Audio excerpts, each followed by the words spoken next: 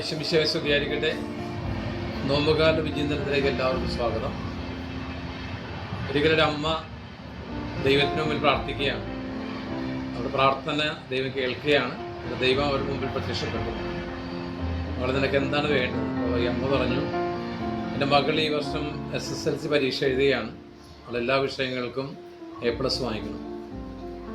ദൈവം അവളോട് പറഞ്ഞു, ഈ വർഷം ഏതാണ്ട് 4 ലക്ഷത്തിലധികം കുട്ടികൾ SSLC പരീക്ഷ എഴുതുന്നുണ്ട്. അതിൽ നിൻ്റെ മകൾക്ക് എന്താണ് ഇത്ര പ്രത്യേകത? അവർ പറഞ്ഞു, ഞാൻ എൻ്റെ മകൾ ജയിക്കുന്നതിന് വേണ്ടി ഒരു 500 രൂപ നേർച്ചയായിട്ടിട്ടുണ്ട്. ദൈവം അവൾക്ക് മറുപടി കൊടുക്കുന്നത് ഇങ്ങനെയാണ്: നീ കൊടുത്ത പണത്തിൻ്റെ കനമാണെന്നുണ്ടെങ്കിൽ തൊട്ടപ്പുറത്ത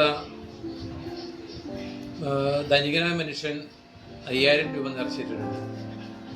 അവൾ പറഞ്ഞു, ദൈവമേ, അവരൊക്കെ കാശുള്ളവരല്ലേ, കാശല്ല മാനദണ്ഡമെങ്കിൽ നിന്റെ തൊട്ടപ്പുറത്തുള്ള സഹോദരി 100 രൂപയാണ് നേർച്ചയായിട്ടിരിക്കുന്നത്. എൻ്റെ തൊട്ടടുത്ത വീട്ടിലെ സ്ത്രീ തൻ്റെ മകൾക്ക് വേണ്ടി വേറൊരു പൂ മാത്രമാണ് കാഴ്ച സമർപ്പിച്ചിരിക്കുന്നത്. ഇത്രയും കേട്ട് കഴിഞ്ഞപ്പോൾ അവൾക്ക് അസ്വസ്ഥയായി. അവൾ പറഞ്ഞു, ദൈവം നിൻ്റെ ഇഷ്ടം പോലെ നടക്കട്ടെ. ദൈവം അവളോട് മറുപടി പറഞ്ഞു, ഇതാണ് പ്രാർത്ഥന. പ്രാർത്ഥനയിൽ നമ്മൾ കുറേയേറെ കാര്യങ്ങൾ പറയുക എന്നതിനേക്കാൾ ഉപരിയായിട്ട് ദൈവം നിൻ്റെ ഇഷ്ടം പൂർത്തീകരിക്കപ്പെടട്ടെ എന്നാണ് നമ്മൾ പ്രാർത്ഥിക്കേണ്ടത്. നമ്മുടെ നോമ്പുകാലത്തിൽ സഭ നമ്മെ പഠിപ്പിക്കുന്ന 3 കാര്യങ്ങൾ: ഉപവാസം, പ്രാർത്ഥന, ദാനധർമ്മം. ഏറ്റവും പ്രധാനപ്പെട്ടത് പ്രാർത്ഥന തന്നെയാണ്. പ്രാർത്ഥിക്കുന്ന വ്യക്തിക്ക് ദൈവത്തോട് കൂടുതൽ ചേർന്ന് നിൽക്കുവാനും മറ്റുള്ളവർക്ക് നന്മ ചെയ്യുവാനും ഒക്കെ സാധിക്കും. ഈ നോമ്പുകാലത്ത് നമ്മൾ കൂടുതൽ പ്രാർത്ഥിക്കാനായിട്ട് സമയം കണ്ടെത്തണം. പ്രാർത്ഥിക്കുമ്പോൾ ദൈവത്തിൻ്റെ ഹിതമാണ് പൂർത്തീകരിക്കേണ്ടത് നമ്മൾ പ്രാർത്ഥിക്കണം.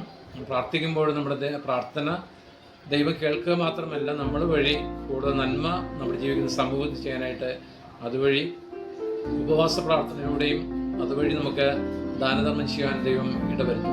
അതുകൊണ്ട് ഈ നോമ്പുകാലത്ത് കൂടുതൽ പ്രാർത്ഥന ശക്തിപ്പെടുക. ദൈവം നിങ്ങളുടെ വഴികളെ നയിക്കും.